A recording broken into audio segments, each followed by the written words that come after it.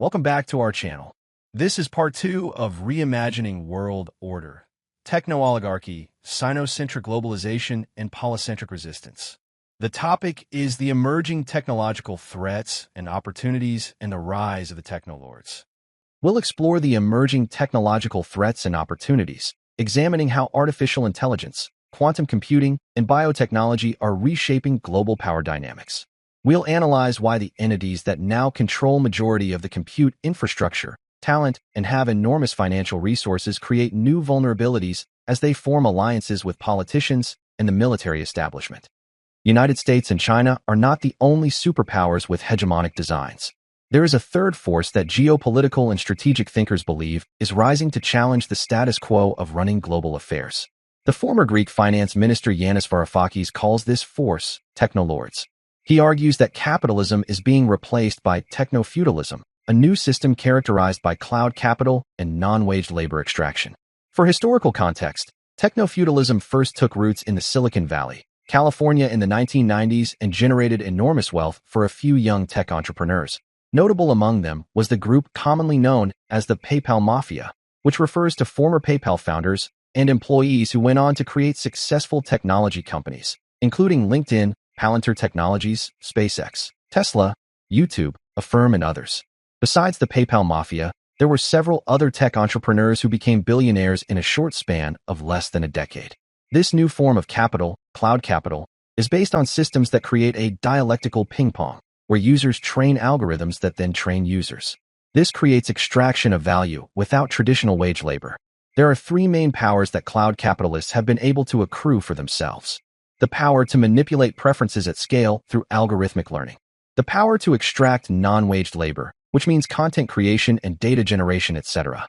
And the power to accumulate unprecedented wealth without profitability through financial markets, which allows them to spawn or acquire new innovative companies, creating a cycle of perpetual growth.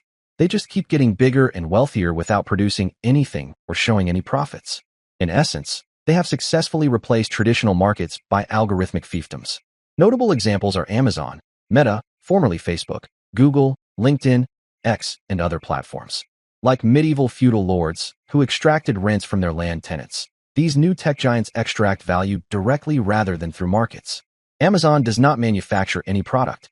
They extract value from the data of consumer behavior and commissions from the merchants who sell their products on the Amazon platform. These platforms have become so massive that their valuations are several times more than GDPs of entire countries. Supporting technology innovation and spawning new companies, however, is not their only interest. They gradually started delving into politics as financiers of Democratic Party candidates, and over the years consolidated unprecedented political influence and power. For example, after Donald Trump's 2024 election victory, tech billionaire Elon Musk, one of the founders of PayPal, has gained direct influence in government. He is the co-lead Trump's new Department of Government Efficiency, DOGE. This tech political alliance is a convergence between tech libertarianism and right-wing politics, with figures like billionaires Elon Musk, Peter Thiel, and Vivek Ramaswamy gaining direct influence in the incoming and most likely future administrations. There are major global implications of this tech political alliance with ramifications that go beyond the U.S., potentially threatening democratic institutions worldwide and empowering authoritarian regimes. This concentration of wealth and political power in the hands of a few tech billionaires represents a significant challenge to democracy. The oligarchic behavior of these billionaires is already raising serious concerns in terms of defying democratic institutions. One incident is Musk's standoff with Brazil's judiciary when he refused to comply with legal orders regarding his social media platform X, formerly Twitter. The tech libertarianism and right-wing politics alliance can be traced back to 2016. Peter Thiel was the first of these tech billionaires to embrace Trump in the 2016 elections, speaking at the Republican National Convention, donating $1.25 million to support the campaign, and even working alongside Steve Bannon on Trump's transition team. According to New York Times, Peter Thiel also helped current U.S. Vice President J.D. Vance raise $120 million for his own venture firm, Naria Capital. When J.D. Vance ran for Senate in 2022, Thiel was by far the biggest donor to his super PAC, giving $15 million and helped him in getting elected. This was followed by Elon Musk donating more than $238 million to his own political action committee, America PAC, which aggressively campaigned on the ground in swing states for the Trump campaign. Musk donated an additional $43 million to RBG PAC and other pro-Trump groups, for a total of $281 million. Experts believe that now the Trump administration plans to unite populists with Silicon Valley tech giants against China. For example, Mark Andreessen, the founder of the first web browser Mosaic and co-founder of Netscape, has been actively preparing for a potential war with China in 2027, including developing tabletop exercises to simulate supply chain disruptions. J.D. Vance is actively promoting Mark Andreessen's Techno-Optimist Manifesto, which argues that technology, particularly artificial intelligence, is the solution to all problems that America is facing and can unite both populists and tech elites to solve these problems. This is a contradiction and an utter lie because while these tech leaders often speak about democratization and free speech, their actions frequently contradict these stated values, using their platforms to manipulate information and consolidate power. Why is it so troubling that the Techno-lords are beginning to wield so much political power and influence that they are able to help elect senators, vice presidents, and presidents? This is alarming for many reasons, but foremost of them are: first, Techno-lords appear to have established a beachhead inside the White House and will no doubt promote their agenda of regulatory changes, most likely strengthen government regulations in artificial intelligence development where it suits them in form of regulatory capture, and reduce oversight where they need total freedom to do whatever they want. Secondly, the Techno-lords have acquired enormous compute, talent, and capital to acquire or develop futuristic technologies like advanced artificial intelligence, large language models, quantum computers, robotics, self-driven automobiles, and biotech companies that are developing longevity-related drugs. These tech leaders control vast amounts of data, wealth, and digital infrastructure with minimal accountability. This is not trivial, because advanced AI in the hands of a coalition of tech giants with their asset of surveillance capital, which is the data they have collected on citizens on their platforms over the past 2 decades, and the authoritarian right-wing leaning government will result in enormous power. Enough power to slowly chip away at the Constitution, defy the courts, and tighten the noose around citizens' rights under the garb of benevolent dictatorship. Once a tipping point is reached, that will be the end of democracy in America and the beginning of the establishment of a single-party government similar to China for the rest of America's future. Of course, the proponents will claim that the only way to fight China is if there are no internal distractions and political dissent. This is what America is heading towards: the U.S. government working with Techno-lords to try to maintain monopolistic control over the high-tech sectors to prevent any competition so they can fight China and at the same time maximize their profits and their rent extraction from U.S. as well as global citizens. So far, we've just presented a summary of the report card of human-led governance of our world's affairs by the United States. We can see the model is mainly designed for hegemonic expansion and control over territory and resources of other weaker nations. We made the case that the existing U.S. democratic system of governance, despite idealistic promises, has failed to deliver substantive outcomes for its citizens as well as in countries where U.S. has direct influence. Moreover, it is also not aimed at preservation of the human species nor our planet, but instead it is centered on profits, wealth, and power serving the very top, the oligarch and elites of the world. United States, the richest and most powerful country in the world, supposedly democratic and run by educated and mature humans, squandered over $6 trillion in totally fabricated invasions and wars, and yet is not able to provide basic college education, housing, and medical benefits to all of its own citizens. So obviously the current U.S. governance model gets an F. American foreign policy has historically prioritized maximizing imperial power, leading to the classification of any serious challenger as an adversary. Consequently, the United States now appears committed to weakening and destabilizing China, with the ultimate objective of undermining the Chinese Communist Party and its distinctive socialist system. The technology race and geopolitical competition is increasing authoritarian tendencies and global governance challenges. While the United States is not facing imminent collapse, concerning evidence suggests a potential shift toward an authoritarian regime supported by technology oligarchs and surveillance capitalism. Historical precedent exists for such transitions, as demonstrated in the post-September 11, 2001 period, when the Bush administration restricted certain freedoms while justifying invasions of Iraq and Afghanistan under the banner of national security. A similar scenario may emerge with greater intensity and sustainability, as billionaire technology executives increasingly integrate with government administration. These technolords could potentially provide advanced AI technologies and decades of accumulated user data, their accumulated surveillance capital, to suppress dissent both domestically and internationally.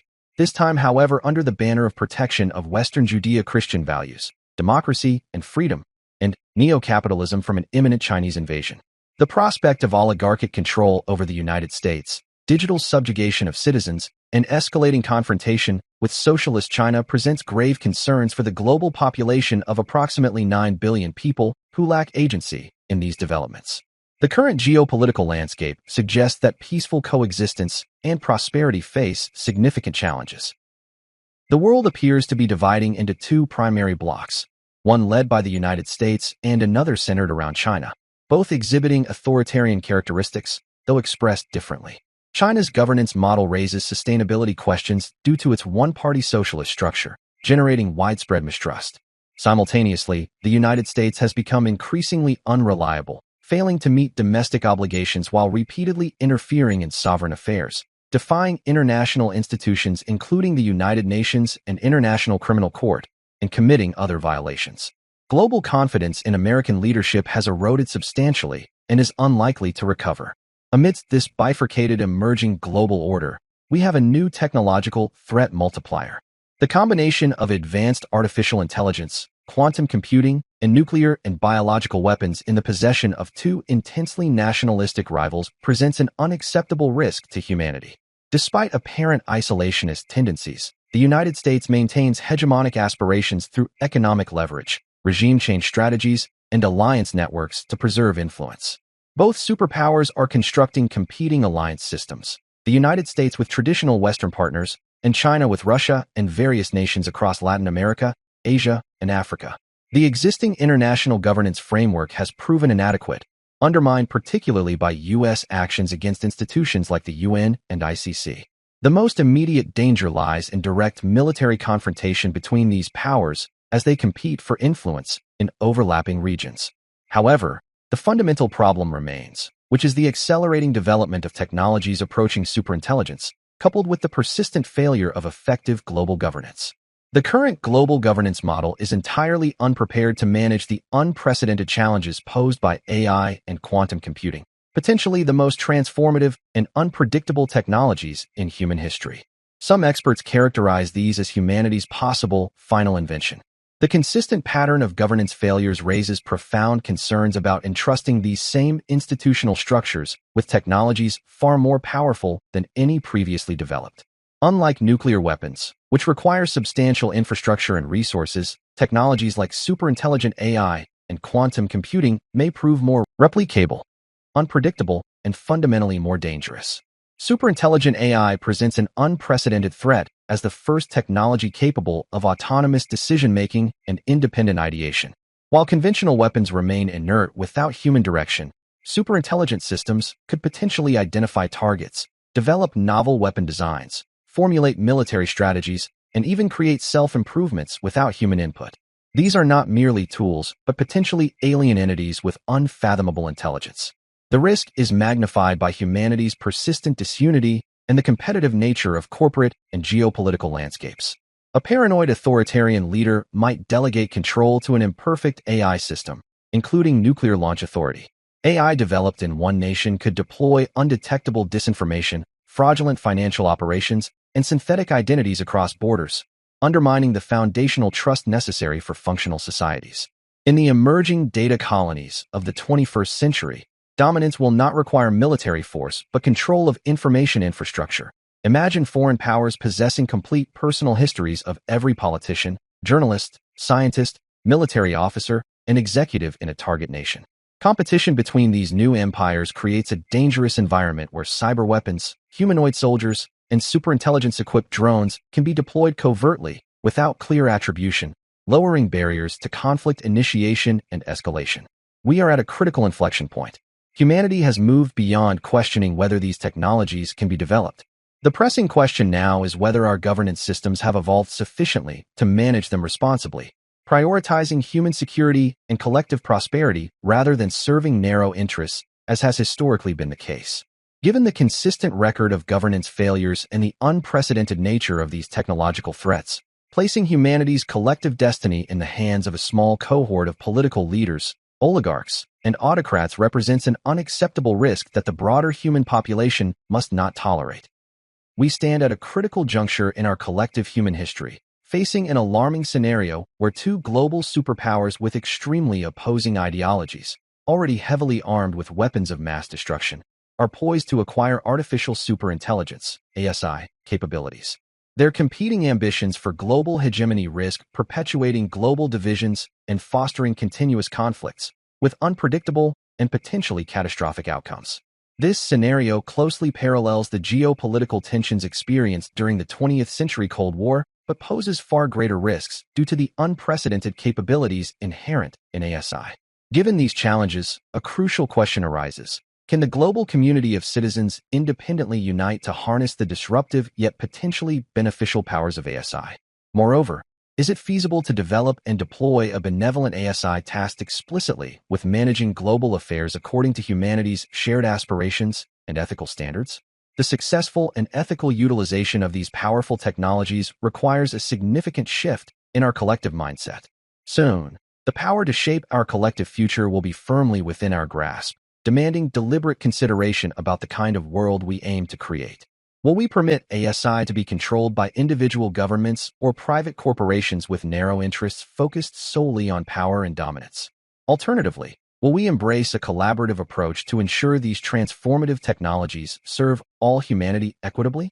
The Global Citizens Initiative exemplifies one promising path forward, where technological advancement aligns with the collective good rather than narrow, self-serving interests.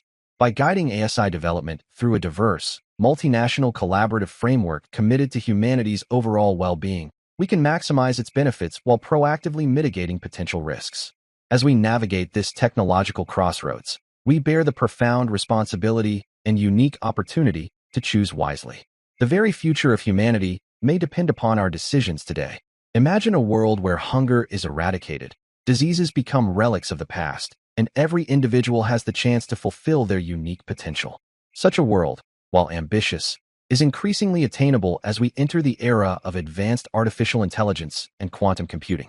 These groundbreaking technologies alone will not automatically deliver this ideal future, yet they equip us with unprecedented tools to collaboratively build it. Just as classical computing and innovative software revolutionized society during the 20th century, quantum computing coupled with AI promises to redefine our possibilities in the 21st century. Envision a world where humanity has overcome its greatest challenges and can fully embrace exploration, creativity, and meaningful connections. Thank you for watching and taking the time to explore this critical conversation about our collective future. As we stand at the edge of a technological revolution, we cannot afford to be passive observers. The stakes are too high. We urge you, don't just stand by. Become aware. Educate others. Ask questions. Speak up.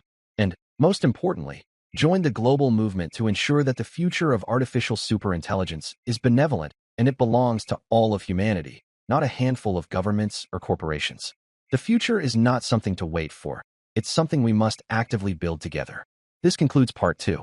In Part 3, we'll explore the United Human Organization, a new framework for global governance.